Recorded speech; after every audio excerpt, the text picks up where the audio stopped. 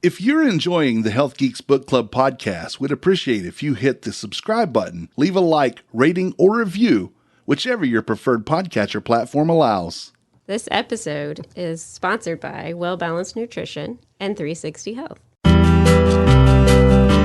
Welcome to the Health Geeks Book Club podcast. Listen in as Kristen Norton and Eleanor Russell review all those great health and wellness books you've been wanting to read or you have read and want to talk about.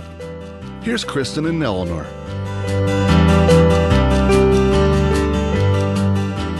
Good morning, everybody. We have been chatting around in the studio, and I said, "Hey, Tim, turn the mics on. We need to capture this." Yes. And it's another day here at the Health Geeks Book Club podcast. We hope you're enjoying our episodes.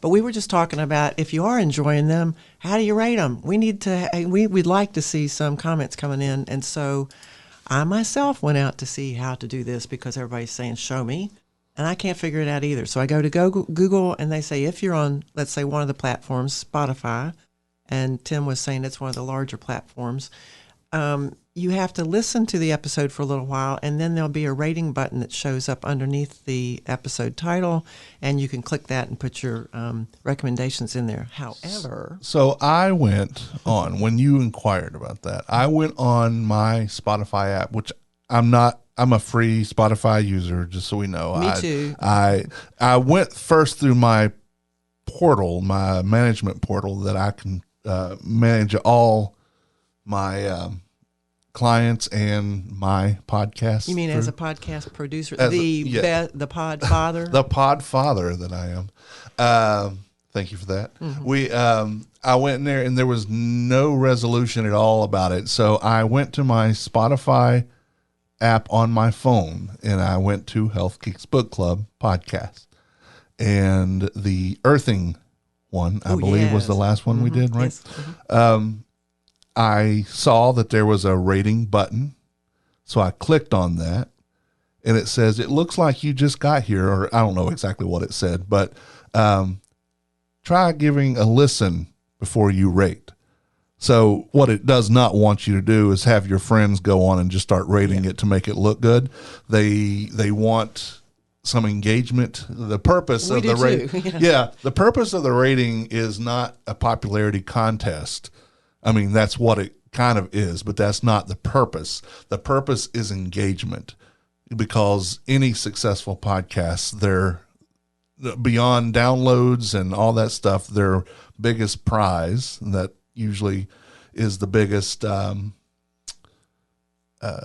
measurement for potential sponsors and other folks, is how much engagement you have. Yes, they want to know how many people are listening, which is traditionally hard to pin down because it's available in so many places that numbers, you'd have to really deep dive into all these platforms to figure out, and then start adding stuff together and how much percentage is that. And then there's just so much, or you have to pay exorbitant amounts of money to companies to figure out all these analytics. Even Google doesn't know by itself. Spotify doesn't know. Spotify only knows what they have. Apple only knows what they have. Amazon has no analytics to speak of. And since they own Audible, they also have no analytics to speak of. So it's hard to nail down how many people are listening. So your gold mine truly is engagement with the listeners. How much are they sending you stuff on Facebook or Instagram? How much are they sending emails? If you're offering poll questions on your thing, how much are they responding to that?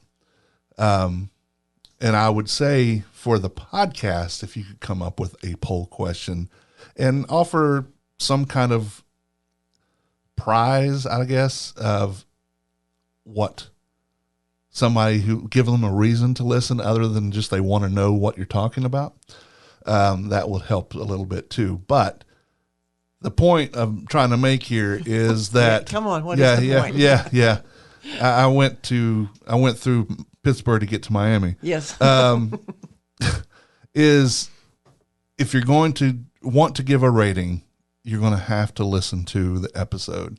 I don't know how far into the episode you have to go before they allow the rating. Well, I think, if somebody gets a little ways into it and they say, man, I hate this, then they could probably stop and give that kind of a recommendation. But if you're liking it and say, hey, I want to share this with a friend, you'll probably get to the end of it.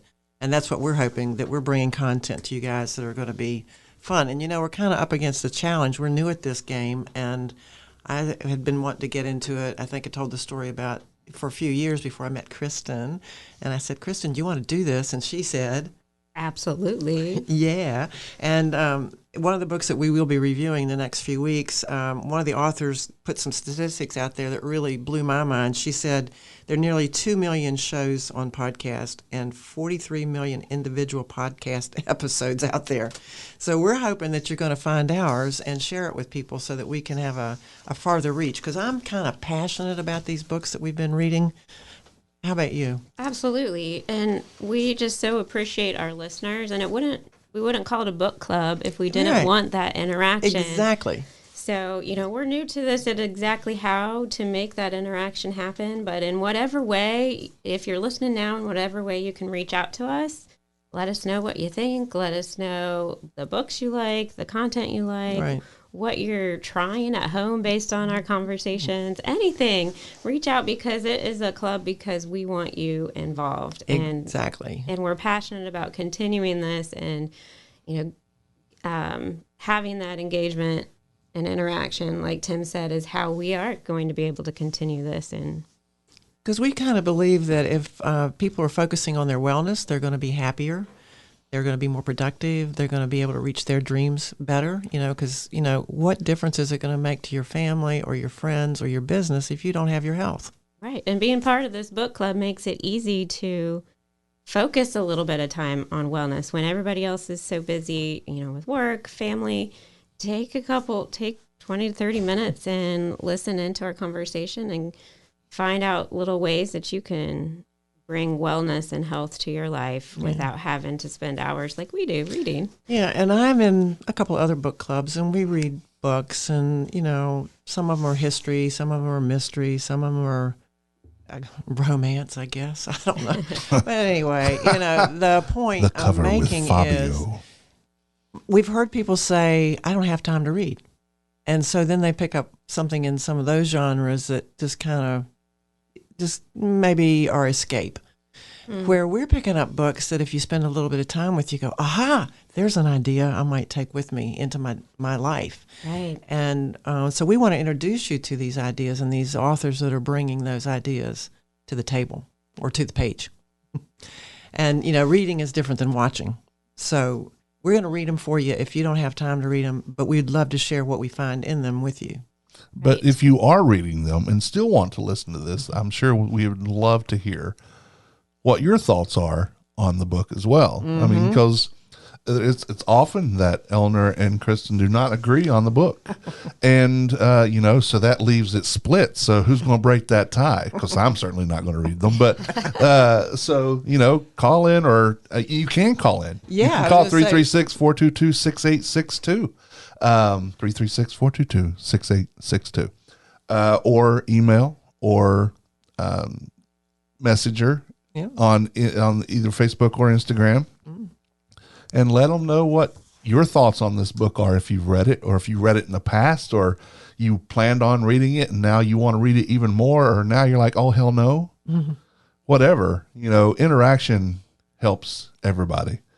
Absolutely. I love to hear, too, from you guys what comes up in your life that reminds you of the topics. So one of our listeners, dear to me, Patty Brown, she told us about a dentist appointment that then brought up ideas from breath about the jaw and everything like that. So it's just fun to hear what's happening in your lives that's related to these books, or how these books are influencing what you're doing in your life. Like earthing, for me, that came to life just the weekend after we recorded that session, and we went out camping in our camper. I was not good at earthing, but my daughter immediately took her shoes off and her socks off and was romping around in the mud and the water. And I'm like, look at you. Good for you. And then it took me a little while to warm up, but finally I was like, okay, I'm going to sit down on the ground with my dog and just get close to the earth. And it was nice. And I think you posted a picture on Facebook, and you said, I'm doing it. Yes. Yeah, because we had that conversation. We actually had the conversation via text, but it may have gone to Facebook too. Yeah. But even this past Sunday, You've done it again? I went out and I had my slides on, and I went out and just stood barefoot on the grass, killing me the whole time. But I did about 5 minutes, just Let those grounded. electrons just flow into that body. Yeah. Grab those. Yeah, because free I'm under a lot of radicals. stress right now, and I am like, I need a reset, a recharge, and I have to admit that it did. Well, So- and we had a guest here that was emotional freedom technique practitioner, also known as a tapper. Yep, And Cyrus. Cyrus was here, and I saw that this weekend Cyrus was in Black Mountain, engaged in a little bit of earthing out there on the mountaintop, and noticing how to engage. More forest bathing for him. Forest bathing, yeah, yeah. I would say, which is kind of a related topic. Those two books kind of fit together nicely, didn't they? Mm-hmm. That get, Absolutely, more reinforcement for why we want to go outside, why we want to spend a little time out there and reset. But that's what he was doing on that mountaintop, and it was good to see him engaging those senses and feeling that sunshine on his skin and that heat, listening to that creek run by him. Yeah, and he was just making kind of connections between life and nature. And, it's so easy once you actually get outside to feel good and connected. And those books kind of share some insight of why that might be. Yeah, and then I think you start paying attention to the natural world. And I've got another friend that all of a sudden has gone bonkers. Excuse me, Mary Beth, if you're listening. She's enraptured with mason bees and has a whole new appreciation of pollinators, and is Wow. building all sorts of educational opportunities and events to help other people learn more about the importance of our pollinators, which, is part of keeping the natural world going so we can go out there and do our earthing. And that brings me up to that wind. That's why I said turn the microphones on, because we were talking about farting in one of these episodes. And after it was all over, I thought, did we go too far with that? And some of you listeners have said, no, that was kind of entertaining.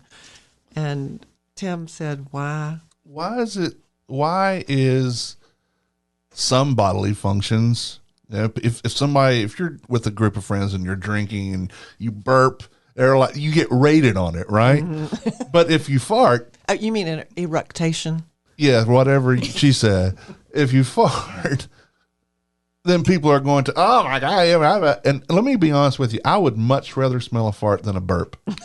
I do not like the smell of a burp. I don't enjoy the smell of a fart, but I would rather smell a burp. Nose diving, and then we'd have to dissect those esters, terpenoids, and alcohols. Yes, See Dr. what you Eleanor, you're correct. Yes. Whatever you say. But it also goes back to if you're with a group of people at a restaurant and I got to go pee, you get up and go do it, and nobody says anything. Okay, but if you go, I got to go poop, then people start making fun of you. Why are some bodily functions that all of us do every day, there's not a single person that, maybe they go 2 days, but that doesn't go to the bathroom, doesn't have gas of some sort, burping or otherwise. Why are some bodily functions laughed at in a bad way, and some are just chuckled at in a good way? Oh, I got to go pee. Okay, you go do that. I hope everything comes out all right. And if you, I got to go poop, they're like, oh my God, what, do we have to know that? What's the difference? Yeah, I don't know. I wonder if it's age related too, because the little grandmothers that can't hold it in anymore. Yeah. And they just giggle, and everybody around them giggles. So maybe there's an age. And you giggle when the baby does it. Yeah. Oh, you go with the poo poo, But it's a, whoa, grandpa. Whew, somebody got to change that. Depends, grandpa. But if you have somebody, oh my god, and they just can't hold it any longer, then they're made fun of or laughed at. Oh, and I think for our young children, let's say in that middle age, like late elementary school or whatever, that can be devastating to their socialization, if they're mocked for a long time. And excluded because of stinky, Right. Well, and April is IBS Awareness Month. Oh, really? And I think the digestive troubles that people with IBS might have bring about those like mental or social anxiety issues about it because, eating out may cause issues or going out and socializing. And then if you talk about it, is that going to... Or even exercising, if you're in the gym and you're doing a downward dog. Yeah, and then you boing, and it's you're like, I'm never going to that class again because everybody in there knows that I'm the one that did it. But the thing is they've all done it too. But you don't, and we'll talk about. This is a great lead into some of our book reviews coming up. I'm glad we're chatting right now. Yeah. And Crohn's too, doesn't it have something to do with all that stuff too? And see, I have no gallbladder. I had my gallbladder removed, and when you have your gallbladder removed, I have to make sure whenever I eat something greasy that I have access to a bathroom really fast. Yeah. So it's like, hey, we're going to go over here. Okay, that's fine. Are we going to your house afterwards? Yes. Okay, good. Let's do that then. Because I know as soon as I eat it, then within 25, 30 minutes, then I'm going to be running to the bathroom. Yeah. And there's nothing I can do about that. And there's nothing that anybody that's lost their gallbladder or just has IBS or anything else, I just would like to see it. And I thought this way before I had my gallbladder removed. I would just like to see it less stigmatized or just less made fun of. If you want to joke about it, that's one thing. But to make somebody feel bad because they have to do it when 20 minutes after that you have to go do it and you just don't tell anybody, then we need to knock that crap off. Literally normalize normalize it and not stigmatize it. Well, this has been fun chatting about all this. Yeah. And we just wrapped it up here at the end, didn't we? Yeah, we get our paperwork done at the end. Yeah, okay. Well, I'm Eleanor at 360 Health, and we make healthy happen. So we love continuing these conversations on a one-on-one basis. We've got some wonderful products to share with you. Reach out, 360healthforyou.com. And I'm Kristen Norton, one of the registered dietitians at Well Balanced Nutrition, and we are happy, any of the friendly dietitians here are happy to talk with you about healthy habits and your nutrition, finding the right thing for you. It's totally unique to you, and we can start with a free chat over the phone about if nutrition coaching is right for you. Visit us at wellbalancednutrition.com. Hey, and if you want to make a podcast, contact me, Tim Beeman, at tim@thelessdesirables.com or tim@suchandsuch.org. I can help you with that. Thanks for listening in today, and Happy reading. And we'll be looking for your comments and reviews.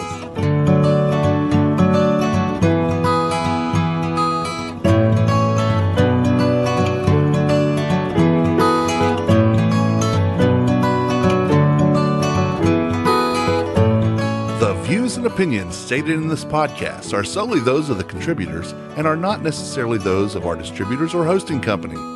This podcast is copyrighted, and no part